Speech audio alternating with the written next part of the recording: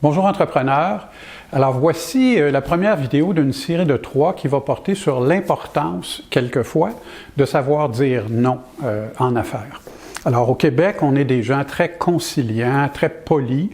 On met souvent de l'eau dans notre vin pour accommoder l'autre partie et c'est très très bien, c'est une grande qualité qu'on a.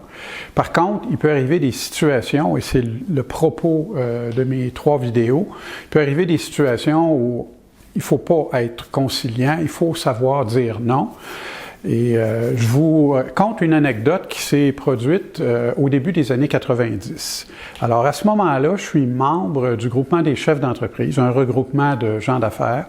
Je suis PDG, propriétaire d'une petite entreprise d'usinage de précision. On a 30-35 employés.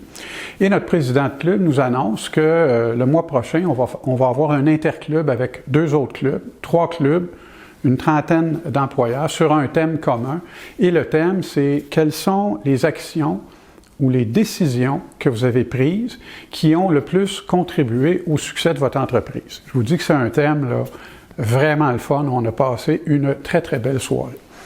Alors, le président nous annonce ça et moi, à un moment donné, je l'appelle puis je lui dis « Yvan, écoute, je sais pas trop qu'est-ce que je devrais dire, là. Tu me connais un peu, as-tu une suggestion à me faire? » Alors, Yvan me dit « Ben, écoute, Richard, je sais pas trop, mais il dit en même temps, il dit, ton entreprise, il dit, tu as une très belle croissance et de tout notre club, même si c'est une petite entreprise, tu es l'entreprise qui a la rentabilité la plus importante. » Fait qu'il dit « Moi, je pense là qu'il y a des choses que tu fais qui doivent être pas si pires.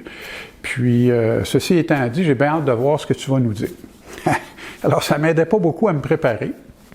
Et là, on se présente à l'Interclub. Et là, les entrepreneurs avant moi sont tous dans des actions ou des décisions qui concernent vraiment le développement des affaires. Il y en a un qui a développé des ventes en Europe, l'autre a fait une acquisition, puis ça a propulsé son entreprise. Un troisième a investi beaucoup d'argent dans une nouvelle ligne de fabrication, puis ça a baissé ses coûts.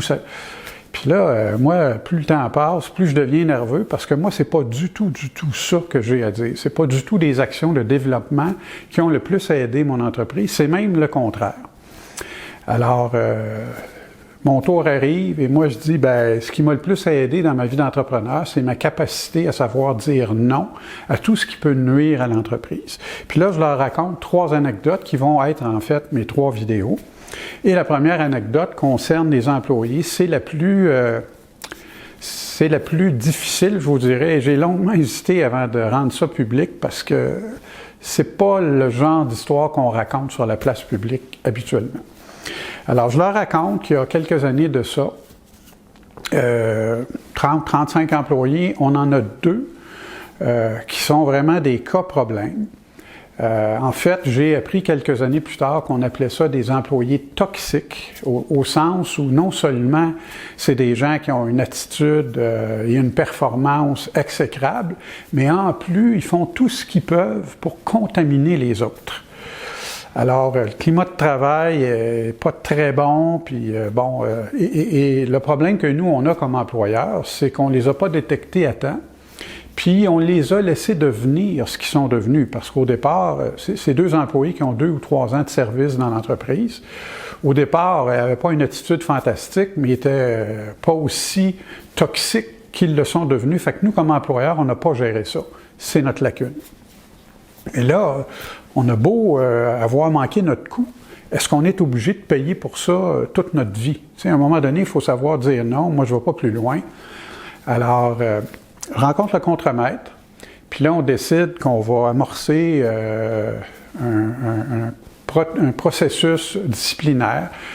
Moi, j'ai parlé entre-temps à des avocats spécialisés en droit du travail qui me disent « Écoute, il faut que tu montes un dossier, avis verbal, avis écrit, suspension 1 journée, suspension 3 jours, puis ça se corrige toujours pas, congédiement. » Parfait. On commence ça. Puis là, bon, ça va bon train. Les 2 ont des avis verbaux.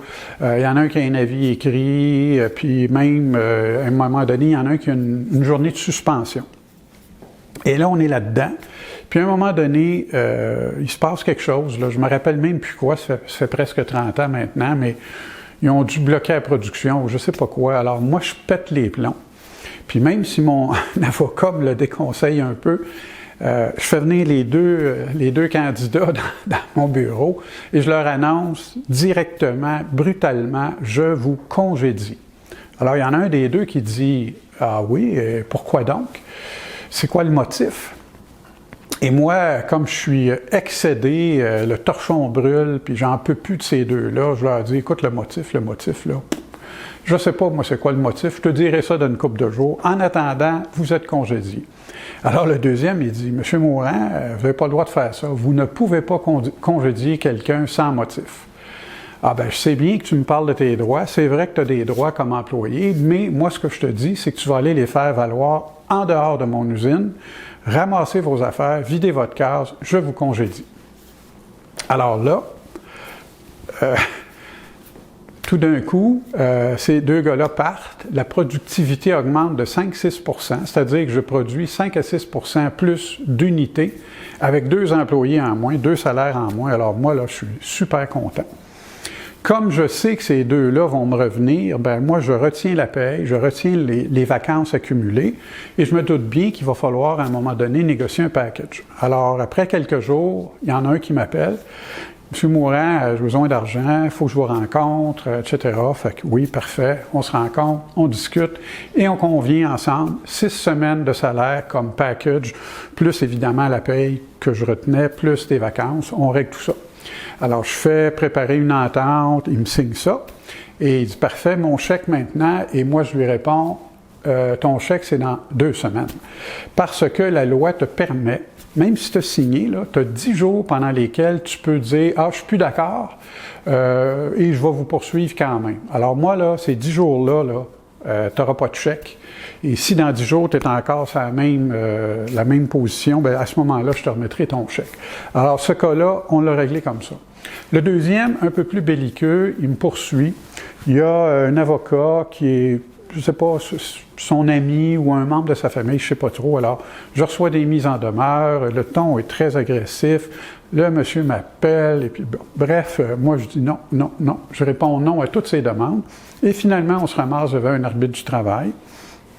Et là, après questions, réponses, etc., je suis condamné à lui verser 8 ou 9 semaines de salaire, plus évidemment sa paye, ses vacances et tout ça qui était accumulé. Alors, je considère encore aujourd'hui que c'est une de mes bonnes décisions d'affaires parce que, bon, 6 semaines puis 8 ou 9 semaines, c'est peu payé, surtout quand on considère que la productivité augmente de 5 à 6 %, 2 salaires en moins et de façon récurrente. Donc, il faut savoir de temps en temps mettre son pied à terre pour dire, là, je ne vais pas plus loin et c'est non. Et même si tout autour me dit, non, non, sois conciliant parce que tu n'as pas le droit puis tu ne devrais pas, puis des fois, là, il faut foncer dans le tas, là, comme je dis.